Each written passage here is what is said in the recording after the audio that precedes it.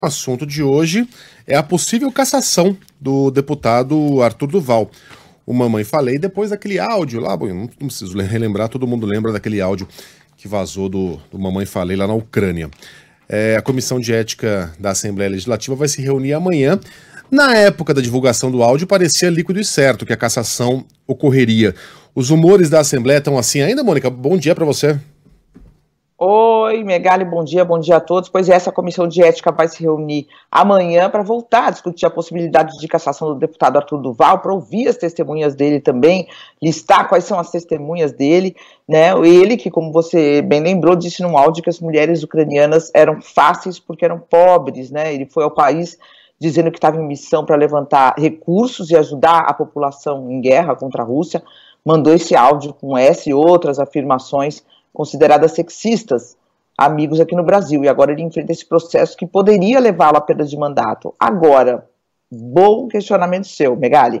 Desde que o escândalo foi cedendo lugar na imprensa para outros novos escândalos, para outras novas notícias, começou uma desconfiança de que as coisas caminham na Assembleia para um acordo, vamos dizer assim, para salvar o Arthur Duval da cassação, o deputado conhecido como Mamãe Falei, salvá-lo de uma punição mais radical, né?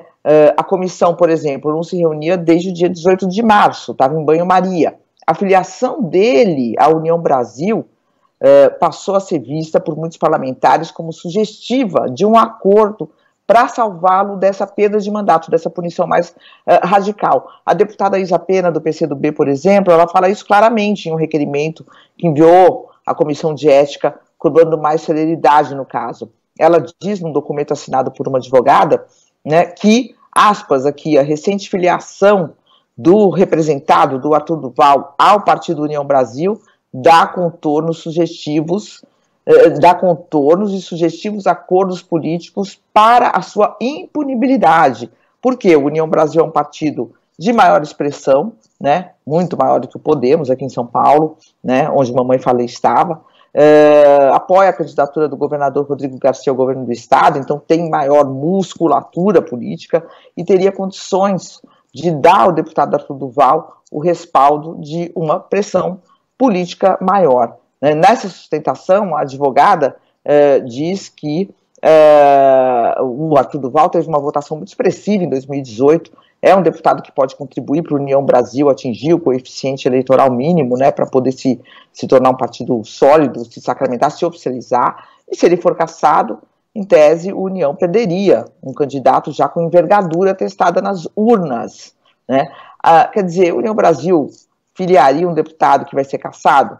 Né, não teria muita lógica, mas a defesa do deputado diz que ele está afastado de toda e qualquer articulação política, a defesa dele sustenta que são ilações sobre acordos políticos são totalmente descabidas, que a própria inviabilidade jurídica do pedido de cassação vai ser suficiente para a defesa do deputado, que vai seguir uma linha mais técnica. Mas, portanto, temos aí toda essa movimentação política em torno desse assunto, né, que incendiou o país, né, quando ele voltou lá da Ucrânia. De fato foi algo chocante, as palavras dele, ele mesmo admite que foi chocante, que foi um grande erro, e agora está aí caminhando para esse final, né, para essa decisão sobre o que fazer com o mandato do deputado. E alguns indicativos de que um apoio político maior talvez possam livrá-lo dessa cassação, Megali. Bom, abre-se aí um precedente importante, né? A Assembleia Legislativa do mais rico estado brasileiro e mais populoso também decide que comportamentos desprezíveis, ainda que fora do alcance físico da Assembleia, são motivo para uma cassação. Portanto, não há nenhuma razão para que, se fosse hoje aquela atitude asquerosa do deputado Fernando Cury, que apalpou a colega Isa Pena, deveria gerar também uma cassação, né? E não uma suspensão ali para inglês ver. E como deveria também gerar, no mínimo, uma levantada de sobrancelha do Conselho de Ética da Câmara dos Deputados brasileira, a atitude nojenta do filho mais novo não, porque tem o Tem o Recruta Zero lá, o 04, né? O Renan. Jair Renan. Mas o mais novo entre os políticos do presidente, Eduardo Bolsonaro. Terrível. A respeito da nossa colega Miriam Leitão. Não por ser nossa colega, mas por ser um ser humano que passou o que passou. Né? A Miriam Leitão, para quem não acompanhou, escreveu um artigo no Estadão no sábado, dizendo ali algo que ela já havia dito antes. E ela fala do alto de alguém que já foi atacada, apedrejada, né, humilhada, foi alvo de mentiras, não só da família Bolsonaro, mas também dos petistas. Né? O Lula está sempre atacando a Miriam Leitão, inclusive com fake news. Mas ela, desta posição privilegiada, né, entre aspas, escreveu na coluna dela que por mais que ela tenha sido alvo dos dois, há ali um lado que é um lado que representa a democracia, que ficou no poder durante 13 anos, na pele dele ou da sua preposta, e não chegou a ameaçar o processo democrático, né, as instituições democráticas, diferentemente do nosso atual presidente. Essa era a coluna da Miriam. E aí, a resposta a essa coluna via Twitter do Eduardo Bolsonaro, né, Mônica, você acompanhou isso com certeza, foi um deboche pelo fato de a Miriam Leitão ter sido alvo, quando jovem e grávida, de uma tortura abjeta, em que ela era colocada numa sala escura, em que não se via nada, na companhia de uma jiboia. Você imagina essa situação. Uma sala pequena, escura, e você sabe que ali ao seu lado tem uma jiboia, uma cobra que pode te matar a qualquer momento. O Eduardo Bolsonaro já havia dito isso e voltou a dizer nesse fim de semana. Repito, como é que é? Tenho pena da cobra.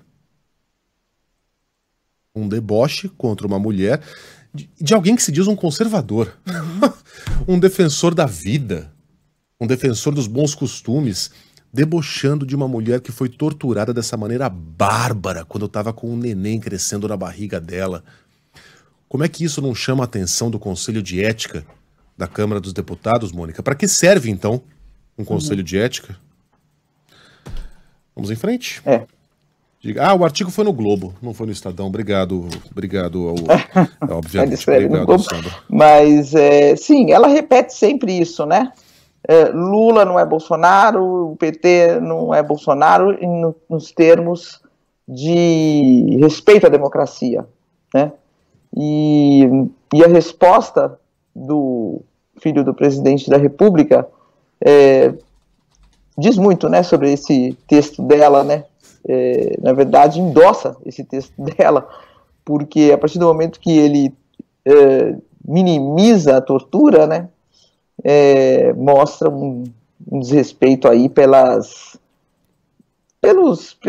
princípios, né, humanos, humanitários e democráticos, né, Megali? Este cidadão de bem que chacoalhava a cabeça positivamente, sorria enquanto o pai homenageava um torturador na sessão de impeachment da ex-presidente Dilma Rousseff. Esse cidadão de bem que fazia faculdade no Rio de Janeiro enquanto tinha um emprego no gabinete de um deputado federal em São Paulo. Esse cidadão de bem que se achava pronto para ser diplomata nos Estados Unidos, país que tem uma relação tão importante com o Brasil, sem nem saber falar inglês. Até hoje esse cara não sabe se comunicar em inglês. Enfim, essa criatura aí que nos envergonha a cada dia, que se candidatou e se reelegeu por São Paulo. Se eu colocar ele aqui em São Paulo e pedir para ele chegar na Vila Maria, no Jaçanã, ele começa a chorar, não sabe nem onde fica a Avenida Paulista. Não obstante, é deputado por São Paulo, mal pisou em São Paulo na vida dele. Essa criatura se acha no direito de fazer troça com alguém que enfrentou uma das situações mais terríveis que a gente pode imaginar.